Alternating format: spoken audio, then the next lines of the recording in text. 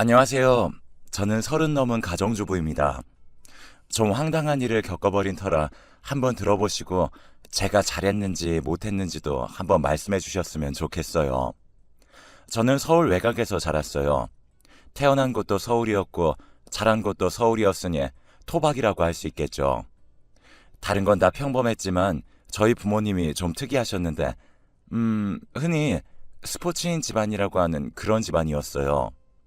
아버지는 유도 국가대표 선수였고 엄마는 태권도 국가대표 선수였거든요. 아버지 쪽 집안 사람들은 엄청 몸이 두텁고 사람 체구 자체가 큰 편이었고요. 엄마 쪽 외가 사람들은 키가 크고 몸이 단단한 편이었어요. 당연히 저하고 오빠 둘 다 엄마 아빠를 고르게 닮아 태어났고요. 그러니까 요즘 흔히 말하는 근수저라는 타고나기를 힘세고 운동 잘하게 타고난 사람들 말하는 거죠. 그게 저희 집안 사람들이었어요. 오빠는 아빠를 닮아서 몸이 좀 더 두터운 타입이었고 저는 엄마를 닮아 키가 크고 단단한 편이었어요. 어릴 때부터 아빠는 저희하고 놀아준다고 유도 기술을 가르쳐 주었고 잘못하면 엄마한테 정권으로 얻어맞곤 했죠. 엄마는 애들 다친다고 다행히 팔 기술은 안 쓰셨는데 나중에 저희가 중학생쯤 크고서 발차기 기술을 여러 가지 선보이시면서 가르쳐 주시는데 그러다 잘못하면 태권도 기술을 일부 쓰셨어요. 우리가 얌전하게 자란 이유가 있다니까. 저런 엄마 아빠 밑에서 엇나갔으면 다른 사람 때리기 전에 우리가 맞아 죽었어. 장난 아니지. 엄마 발차기하고 아빠 업어치기에 이미 사망이었어. 오빠하고 저하고 항상 그렇게 말하곤 했는데 그게 진짜 농담이 아니었다니까요. 그래도 엄마하고 아빠는 스포츠인, 그것도 국가대표까지 지냈던 이력이 있는 분들이라 자부심이 있었기 때문에 일반인들과 싸울 때는 절대로 손을 쓰지 않으셨어요. 언제나 뒤로 뒷짐을 지고서 점잖게 말씀하셨죠. 딱 한 번 엄마 아빠가 손을 쓰렸던 적이 있었어요. 저희 집에 진짜 무서운 줄도 모르고 도둑이 들었을 때였는데요. 저희 중학생 되었는데 엄마가 밤에 주무시다가 물 마시러 나갔다가 도둑을 딱 본 거죠. 도둑은 칼을 들고 식탁 근처에서 있었는데 서로 눈이 마주치니까 도둑이 딱 굳어서 가만히 있더래요. 그 순간 엄마가 달려들어서 돌려차기로 도둑 얼굴부터 후려쳤다고 하더라고요. 뭔가 부서지는 소리가 나고 비명 소리가 나서 아빠가 놀라서 달려가 봤더니 도둑이 턱이 나간 채로 바닥에 뒹굴고 있는데 여전히 칼은 쥐고 있어서 겁이 났다고 해요. 그래서 넘어져 있는 도둑에게 가서 깔고 앉아 못 움직이게 목덜미를 쥐고 누르셔서 엄마가 그 사람 죽는다고 그만하라고 말리셨다고 하더라고요. 아, 진짜 들어올 곳이 없어서 우리 집에 들어오냐 그 도둑은? 엄마가 평소에 문단속을 안 하시잖아. 그러니까 문이 열려서 들어온 거겠지. 하긴 우리 엄마도 문도 안 잠그고 창문도 안 잠그고 풀이하시지. 집에 인간 병기가 둘이나 있는데 무슨 상관이겠어 사실. 그래, 예전엔 두려웠는데 지금은 둘 더 늘었잖아.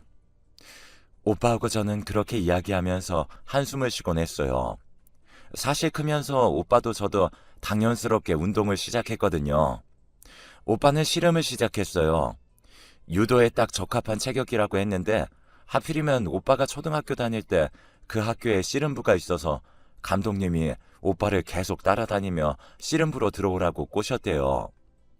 거의 1년을 방과 후마다 아이스크림이며 떡볶이며 빵이며 뭐를 다 사다 바치고 나서 부모님이 씨름부 가라고 허락을 하셔서 오빠가 씨름을 시작하게 되었죠. 저는 집안 사람들이 죄다 격투기인 게 너무 싫어서 처음엔 격투기를 안 하려고 했어요. 이래봬도 핑크색하고 자그만 예쁜 문구 같은 걸 너무 좋아하는 성격이라 옷도 예쁘고 귀여운 스타일로 입고 싶었거든요. 그런데 제가 어려서부터 키가 너무 커버려서 남자애들이 다 저만 보면 너무 크다고 슬슬 피해 다니고 그래서 제가 제 키에 대해 불만스러워하면 항상 오빠가 팩폭을 놓곤 했죠. 야, 남자애들이 너 피하는 거 키 때문은 아닌 거 알지? 키 때문 맞거든? 너 초딩 때 벌써 중딩 남자애 혼내줬잖아. 누가 봐도 무섭지. 뭐 그런 일도 있긴 했죠. 저 초딩 때 친구 괴롭히는 중학생 오빠 쫓아가서 좀 몇 대 걷어차고 들이받은 적은 있었어요. 저는 그렇게 심하게 때리지 않았는데 그 중학교에 소문이 다 났는지 저만 보면 그렇게 피하더라고요. 그리고 저도 그 중학교에 진학을 했고 그 결과 고등학교 때까지도 그 명성이 따라다녔어요. 초딩 때 중딩 일진 잡은 여자애라고요. 아무튼 뭐 이미 그렇게 되었으니 그냥 격투기 하자 싶어서 저는 복싱하고 무에타이를 했고요. 제가 두 가지나 하니까 엄마가 되게 좋아하시더라고요. 아빠도 우리 집안이 하는 운동에 또 늘어났다고 뿌듯해 하시고요. 생각보다 아빠와 오빠는 되게 온순하고 겁이 많은 성격이었고 저랑 엄마는 좀 더 호쾌하고 겁이 없는 쪽이었어요. 뭐 그렇다고 아빠와 오빠가 싸움을 못한다는 건 아니고요. 경기 나가기 전에 긴장해서 어떻게를 연발하며 발 동동 구르다가 정작 경기 시작되면 상대방 떡 만들고 들어오는 그런 스타일이었다는 거죠. 친가나 외가나 다들 체격도 좋고 운동신경도 장난 아니라서 집안 사람들이 모이면 진짜 모든 종목 선수들이 다 모이는 기분이었어요. 물론 격투기는 저희가 제일 최고긴 했는데 이모네는 배구, 농구 이쪽이었고 삼촌네는 아이스하키하고 사격 이쪽이고 아무튼 종목별 선수 출신이 없는 집이 없을 정도였습니다. 물론 저는 프로 선수까지 한 건 아니고 그냥 아마추어로 취미 즐긴 정도이긴 했는데 감독님이나 코치님한테 매번 프로 돼볼 생각 없냐는 말은 많이 듣긴 했어요. 중고딩 때까지 중딩 잡은 초딩으로 유명세 아닌 유명세가 있었으니 남자친구를 사귈 수 있을 리가 없었죠. 제가 이래봐도 되게 미소년 같은 남자를 좋아하는 편이었는데 그런 남자가 저한테 다가올 리도 없었고요. 나 절대로 스포츠과로는 대학 안 가. 그러던가 그럼 너 공부 무지 열심히 해야 할 텐데 자신 있어? 안 되면 되게 만든다. 몰라? 해보던지. 야, 그냥 운동해, 운동. 저는 대학 가서도 이럴 수는 없다는 일념으로 운동으로 대학 가기를 거부했고 오빠는 공부를 해보겠다는 저를 엄청 비웃었죠. 저희가 몸으로 하는 거에 뛰어난 만큼 공부는 그리고 머리는 좀 그다지 좋지 않았거든요. 하지만 저는 체력이 참 좋았죠. 그래서 무식하게 공부 양으로 밀어붙이기 시작했고 고등학교 2학년 때 본격적으로 공부를 시작했지만 간신히 인서울은 가능한 점수가 나왔어요. 먼저 체육으로 대학 간 오빠가 부러운 눈치더라고요. 엄마 아빠는 내 새끼 천재 났다면서 동네방네 시끄럽게 자랑으로 난리가 났고요. 아무튼 저는 그래서 평범한 대학생이 되어 대학 생활을 시작했어요. 그런데 대학 들어가니까 정말 너무 제 취향인 미소년 타입 선배가 한 명이 있는 거예요. 학생회관 식당에서 그 선배를 처음 봤는데 제 입으로 밥이 들어가는지 마는지도 모르고 그 선배 얼굴 보느라 정신이 나갔었다니까요. 야야, 너 지금 밥에다가 케찹 찍어 먹잖아. 듣고 있냐? 저기 저 선배 어느 과야? 저 선배 건축학과? 야야야야, 소스를 케찹에 찍으라고, 밥 말고. 그 사람은 같은 동아리 선배였는데 과는 달랐어요. 저는 그 선배가 나타날 때마다 넋을 잃은 채로 얼굴만 쳐다봤고 얼마 지나지 않아 제가 그 선배를 좋아한다는 소문도 널리 퍼져나가갔죠. 처음에 선배는 그냥 제가 평범한 후배라고 생각했는지 그냥 웃으며 넘겼어요. 선배는 키가 173 정도였는데 제가 그것보다 컸거든요. 아마 자기하고 안 어울릴 거라 생각했던 것 같아요. 그런데 그러다 2년쯤 뒤였어요. 그 선배가 사귀던 여자친구랑 헤어졌다고 하더라고요. 그런데 선배는 곧 졸업해서 학교를 떠나갈 시기였고 저는 아직 대학교 4학년이었죠. 선배가 헤어졌다는 말을 듣고서 저는 그날 고량주를 깠어요. 몸통이 워낙 탄탄하다 보니 잘 취하지도 않는 편이라서 꼬장을 부리려면 고량주 정도는 필요했죠. 그리고 그날 아마 술이 꽐라처럼 취한 채로 선배를 찾아가서 미주알, 고주알, 좋아한다고 아주 샅샅이 다 이야기를 해버린 모양이에요. 필름도 끊겼는데 일어나 보니까 24시간 카페에 엎어져서 자고 있더라고요. 선배가 옆에 앉아 책을 보고 있었고요. 야, 어제는 너 진짜... 선배가 진짜 진심으로 감탄하더라고요. 너 어제 고량주병을 손에 쥐고서 와가지고 사귀자고 나한테 거의 2시간 동안 이야기하는데 진짜 대단했다. 죄송해요. 그러려던 건 아니었는데 전 진짜 그냥 얌전하고 순정적으로 고백하고 싶었거든요. 그런데 완전 민폐를 끼쳐버린 거였어요. 그런데 오히려 선배는 그런 게 좋았나 봐요. 근데 완전 박력 있고 멋있었어. 그냥 순진하기만 한 줄 알았는데 그런 면도 있었네. 선배가 막 웃더라고요. 수치감에 시달리고 막 속이 울렁거리는데도 아침 햇살에 선배가 웃는 얼굴이 비치자 정말 그 자리에서 숙취 해소가 다 되는 기분이었어요. 그 결과 저희는 사귀게 되었죠. 선배는 제가 다소 투박하고 귀여운 게 마음에 든다고 했고 제가 실수를 해도 귀엽게 봐줬어요. 먼저 졸업해서 멋진 직장인이 된 선배에게 어울리는 사람이 되려고 저는 노력했고 우수한 학점으로 졸업할 수 있었죠. 그리고 우리는 결혼했어요. 선배네 집안은 상당히 부유한 편이라 시부모님도 뭔가 교양 있고 그러시더라고요. 상견례를 하는데 저희 집안은 워낙 덩치가 큰데 시댁 식구들이 다들 좀 조그만하셔서 웃기긴 했어요. 저하고 선배도 제 쪽이 더 키도 덩치도 컸거든요. 아무튼 그래서 별다른 탈 없이 결혼할 수 있었어요. 시집살이라든지 특히 시어머니가 며느리를 그렇게 괴롭히는 일이 많다더라 하는 말들 많잖아요. 그래서 저는 엄청 긴장하고 있었는데 시어머니 나중에는 오히려 편안했어요. 선배, 그러니까 남편애는 5남매였는데 남편이로 형이 3명 그리고 밑으로 여동생이 1명 있었어요.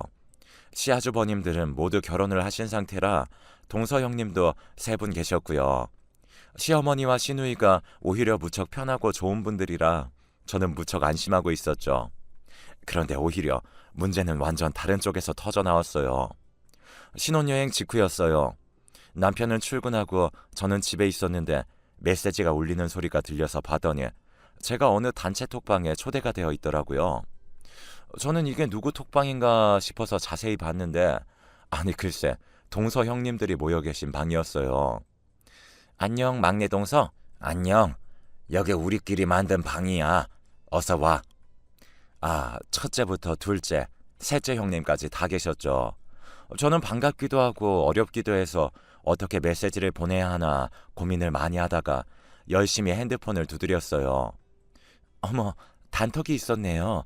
초대해 주셔서 감사합니다. 뭘. 어머님 아버님 모르게 우리끼리 노는 곳이야. 아, 그렇군요. 이런 게 있는 건 몰랐어요. 아, 근데 있지 동서.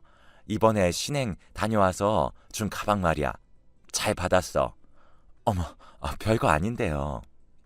신혼여행을 다녀오면서 시댁 식구들한테 선물을 전부 하나씩 다 사드렸어요. 저는 잘 보이고 싶어서 좀 무리해서라도 집안 식구들한테 괜찮은 선물들을 모두 하나씩 안겨드렸어요. 사실 동서 형님들한테 전부 가방까지 사드려야 하나 싶긴 했는데 뭐 처음에 좀 잘 보이자 싶었거든요. 제가 기쁘게 대답했는데 그 다음 나온 말이 예상치 못한 것이었어요. 그런데 말이야 동서, 이거 브랜드가 좀 그렇다. 네? 그래, 동서 어려서 아직 잘 모르나 본데 신행 선물은 최소한 명품은 해야지. 맞아요. 지갑을 하더라도 명품이지. 다른 데다 이거 선물 받은 거라고 말하기가 좀 그렇더라고요. 저는 너무 당황스럽더라고요. 그래서 대답을 어떻게 하나 당황하다가 제대로 대응도 못했어요. 형님들은 그 가방에 대해 제가 잘못 샀다는 식으로 막 말하다가 나중에는 큰형님이 그러더라고요. 아, 동서, 혹시 오늘 뭐해? 아, 오늘 특별한 일정은 없어요. 그럼 우리 집 와서 고기랑 과일 좀 가져가. 고기랑 과일을 주신다는 건가? 제 선물에 대해서 나쁜 소리를 했어도 자고로 먹는 거 주는 사람 중에 나쁜 사람 없다고 했죠.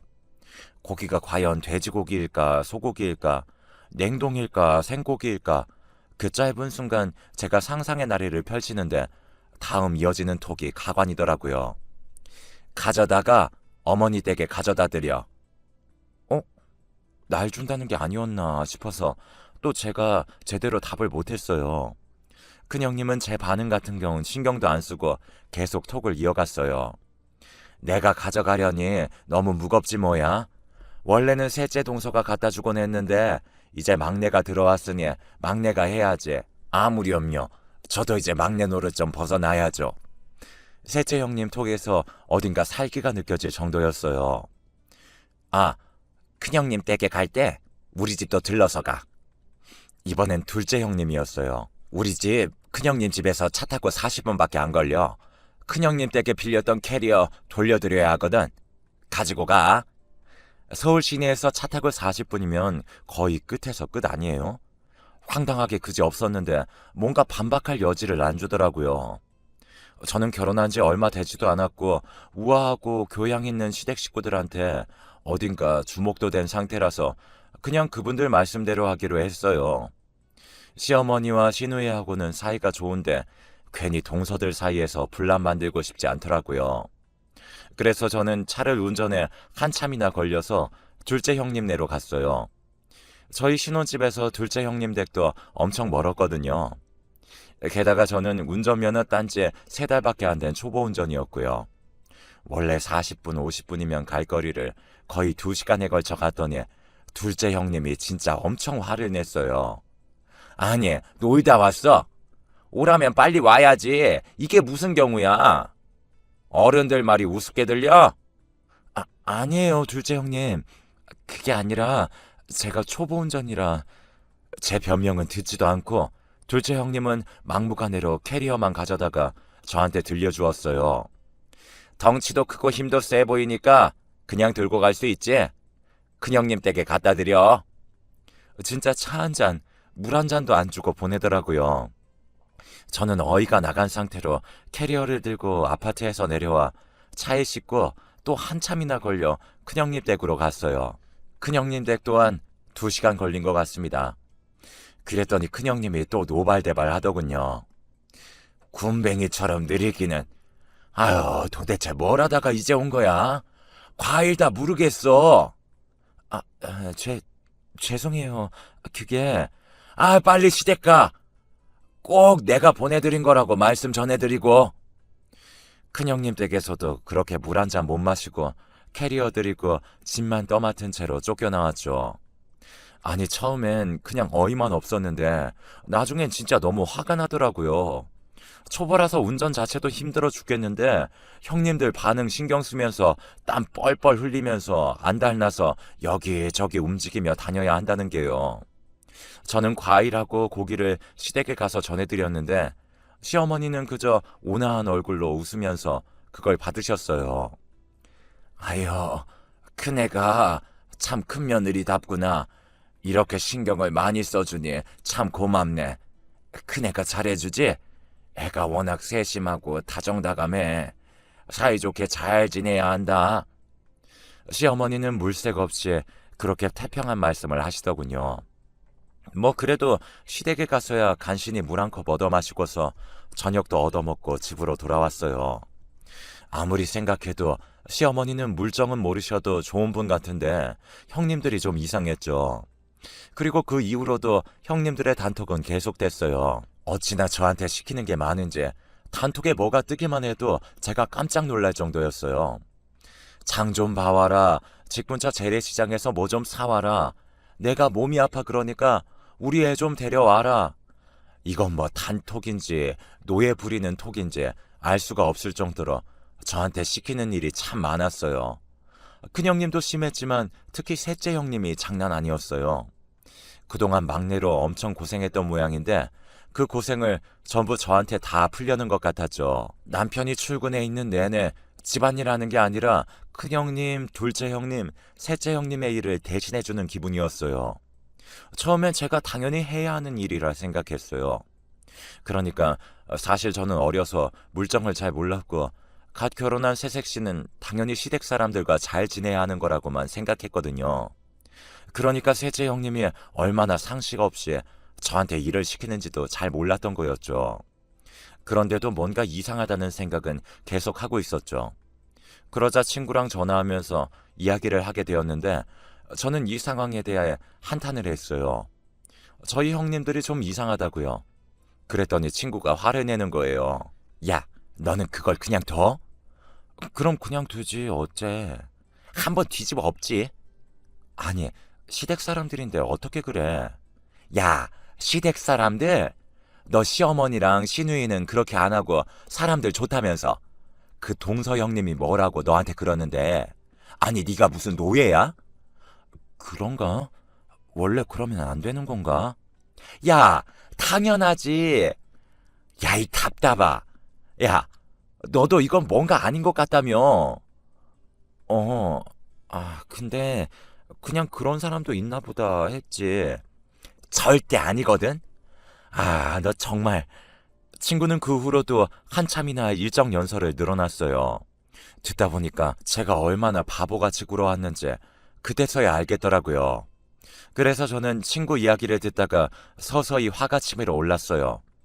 아무리 어리고 물정 모르는 사람이라 해도 막내 동서인 저를 이렇게까지 엿먹였구나.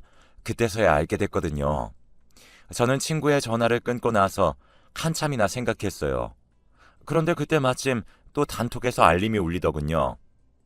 막내 동서, 뭐해? 할 일 없지? 우리 집 와. 또 큰형님이었어요. 저는 화가 나서 손을 꽉 쥐고 있다가 대답했죠. 왜요? 오라면 올 것이지. 왜요는 무슨 왜야? 오늘은 우리도 다 큰형님 댁에 갈 거야. 막내 너도 빨리 와. 그래. 모여서 뭐라도 먹자. 둘째, 셋째 형님이 그렇게 말하더라고요. 저는 또 뭘 먹자는 말에 흔들려서 이번에는 진짜 일 시키는 거 아닌가 보다 싶었어요. 그래서 또 멍청이같이 군말 없이 운전해서 큰형님 댁으로 갔었죠. 그런데 큰형님 댁에 들어갔더니 정말 둘째, 셋째 형님이 앉아있더라고요. 오늘은 정말 그냥 모여서 수다만 떠는 날이구나 싶어서 얼른 큰형님 집안에 발을 들이는데 큰형님이 저한테 고무장갑하고 걸레를 내밀더라고요. 형님, 이거 화장실 청소 좀 해줘. 나 허리 다쳐서 못하니까. 저는 제 두 귀를 의심했어요. 아무리 그래도 화장실 청소를 막내 동서를 시키다니요. 너무 어이가 없는데 큰형님은 아무렇지 않아 하면서 둘째, 셋째 형님 있는 곳으로 가더라고요. 그러면서 틱틱대며 말했어요. 피자 시킬 거니까 빨리 하고 와. 안 그러면 남는 거 없어. 와, 진짜 꼭지가 돌더라고요. 그때는 너무 화가 나서 잠깐 말을 할 수가 없었어요. 제가 조용히 서 있으니까 자기들끼리 신났던 형님들이 저를 돌아보더라고요. 이상하다는 시선을 보내면서 큰형님이 인상을 썼어요. 뭐해 동서? 빨리 화장실 들어가서 닦아. 락스 안에 있어. 락스는 필요 없고요. 큰형님, 잠깐 이리로 오세요. 뭐? 왜? 큰형님이 귀찮다는 듯한 얼굴로 제 쪽으로 오더라고요. 저는 물끄러미 다가오는 큰형님을 봤어요. 제 키가 177이거든요. 큰형님은 저보다 한참은 작았죠. 큰형님, 먼저 저한테 좀 맞으시죠? 뭐? 큰형님이 못 알아듣고 눈을 껌뻑거리더군요. 그리고 제가 아주 오랜만에 힘을 좀 썼어요. 근데 힘을 쓴 것도 아니죠. 저보다 나이 많고 자그만 여성 정도야 뭐 힘을 쓸 필요도 없었어요. 막 무식하게 때린 건 아니고요. 그냥 조금 뭐랄까? 몸의 대화를 나눴다고 할까요? 발 걸어 넘어뜨리고 안바 맛을 조금 보여준 정도였죠. 그래도 제가 프로는 아니어도 바로 그 밑까지 갔던 사람이니 많이 매웠던 모양이에요. 큰형님이 처음에는 놀라서 비명을 지르더니 나중에는 봐달라고 징징 울면서 버둥버둥 하더라고요. 평소에는 엄청 우아한 척, 교양 있는 척 하더니 안바 좀 걸었다고 아주 난리를 피우는 게 좀 웃기긴 했어요. 제가 힘을 풀고서 일어나니까 둘째, 셋째 형님이 얼어붙어 있더라고요. 아마 제 얼굴이 좀 무시무시하긴 했겠죠. 화가 잔뜩 난 상태였으니까요. 누구 먼저 맞으실래요? 제가 음산하게 말하면서 둘을 번갈아 봤더니 두 사람 다 굳어 있다가 동시에 손가락으로 상대방을 가리키더군요. 형님. 아니, 형님.